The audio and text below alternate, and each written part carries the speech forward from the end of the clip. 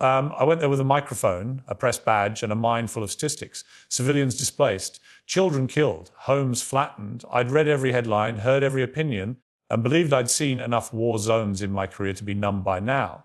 But nothing, and I mean absolutely nothing, could have prepared me for what I witnessed that day. It wasn't the sound of bombs or the sight of rubble that stopped me in my tracks. It was the unbearable calm in the middle of unimaginable chaos. It was her, an elderly woman with trembling hands, offering me tea in the ruins of what was once her kitchen. She had lost 3 sons, her husband and her home.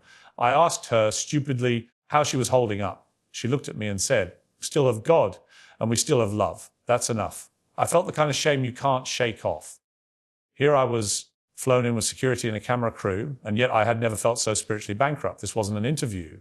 It was a reckoning. You see, the media loves categories. Victim, terrorist, refugee.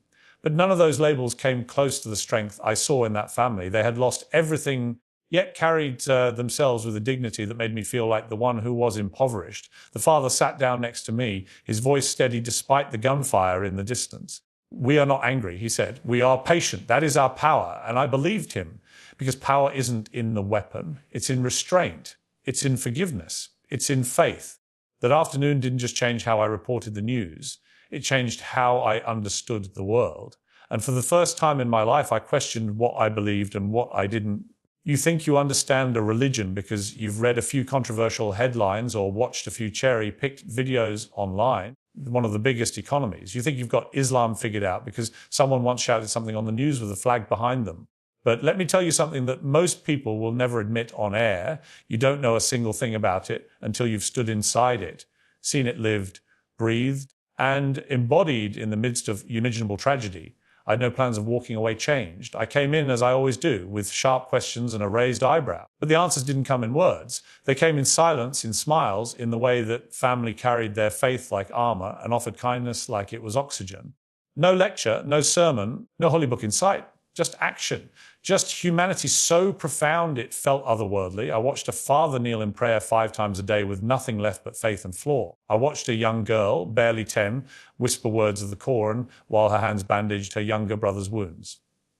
I didn't need a translator. I didn't need a theology degree. I needed eyes. And what I saw, belief, not the loud performative kind, but the kind that holds steady when your world falls apart. You begin to understand something terrifyingly beautiful. That faith isn't about declaring who's right and wrong. It's about living something so deeply that no war, no loss, no cruelty can strip it from you. And that's when it hit me. I hadn't come face to face with a religion. I'd come to face with truth, lived, not preached. And for the first time in a very long time, I felt quiet, not silenced, humbled. We live in a world obsessed with noise, screaming matches on television, outrage on demand, opinions fire like bullets across social media. We confuse volume with value. But when I stood in the remnants of that Gaza neighborhood where silence was broken only by the distant hum of drones, I witnessed a kind of strength that made all our Western theatrics look embarrassingly hollow. It was quiet, it was composed, and it was unbreakable. You want to know what real strength looks like. It's not a man in a suit barking orders from a podium. It's not a celebrity patting themselves on the back for a trending post. It's a mother who has lost her child, still laying out food for guests. It's a teenage boy who's seen more war than anyone should, still helping his sister with homework under a flickering light. These people don't have time for performative grief or orchestrated heroism. Their strength isn't curated. It's carved out of suffering. I sat across from a young father who had buried his brother the day before. He didn't raise his voice once, didn't rant, didn't cry for vengeance. He simply said, "We are tested, but we endure." And it landed heavier than any political commentary I've ever delivered. Strength isn't about how loudly you demand justice. It's about how gracefully you survive injustice. And there was a man with every privilege and platform feeling utterly exposed. Because in that moment, I realized how fragile we've all become, hiding behind our comforts, flinching at the slightest inconvenience.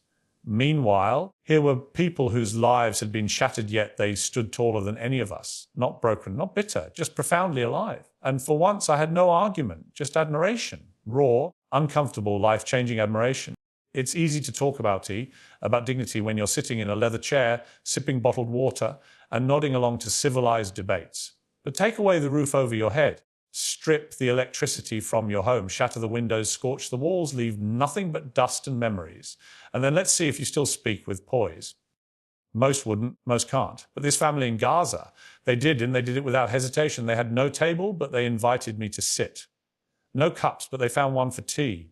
The daughter, maybe 12 years old, handed me a piece of bread like she was welcoming a king. That was the first moment I felt completely small, not because I was unwelcome, but because I was utterly outclassed. These weren't victims playing host. They were survivors radiating grace. In the West, we worship wealth, flash, and convenience. We applaud ourselves for charity and virtue signaling interviews, but I've never seen more dignity than in the smile of a barefoot woman sweeping the debris from her doorstep as if her home still stood. It wasn't for the cameras.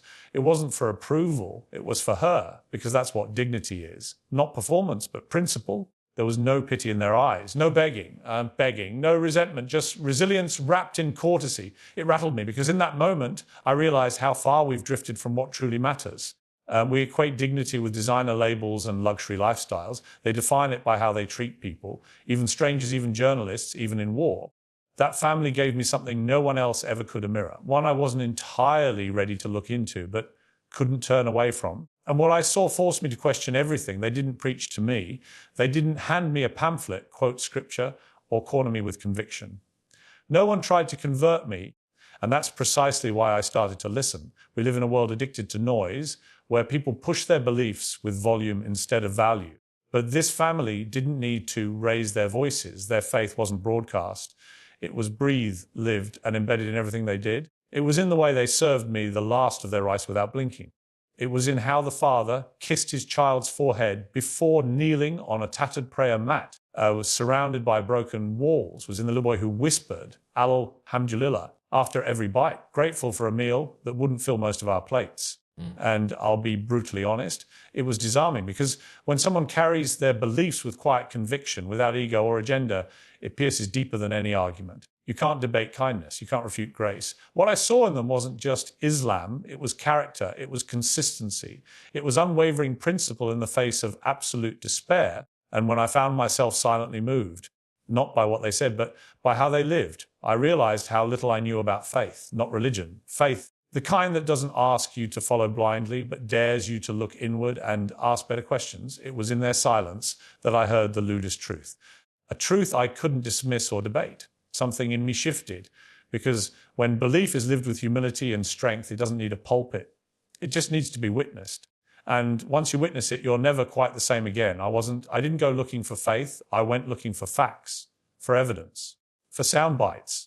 I arrived in Gaza armed with questions and skepticism, convinced that no amount of suffering could possibly unlock something as transformative as belief. But sometimes life doesn't ask for your permission before it shakes you to your core. Sometimes truth doesn't knock. It walks straight in and sits beside you in the rubble. It wasn't a dramatic moment. No lightning bolt, no divine voice, just a subtle unraveling of everything I thought I understood. A mother humming verses from the Quran while cleaning ashes from her floor. A teenage boy who, despite losing half his family, told me he forgives. Not because he forgets, but because, as he said, hate is too heavy when you have to rebuild every day. I wasn't just witnessing Islam, I was witnessing redemption. But not the kind that arrives in white robes and grand gestures. It was the kind you feel in the small, quiet corners of human resilience. The kind that enters through the back door of your soul when your defenses are finally down. I left Gaza with the kind of clarity you don't plan for. I didn't convert out of guilt or pity or biggest economies or pressure. I didn't declare anything to make headlines. I changed because what I saw was too honest to ignore. This Muslim family didn't just open their home to me. They opened my heart. And once opened, it couldn't be closed again. They gave me faith, not just in a religion, in people, in meaning, in something bigger than fear and louder than war. I walked in a journalist. I walked out a believer, not in theory, in practice. And that's a sentence I never thought I'd say until I had no choice but to say it.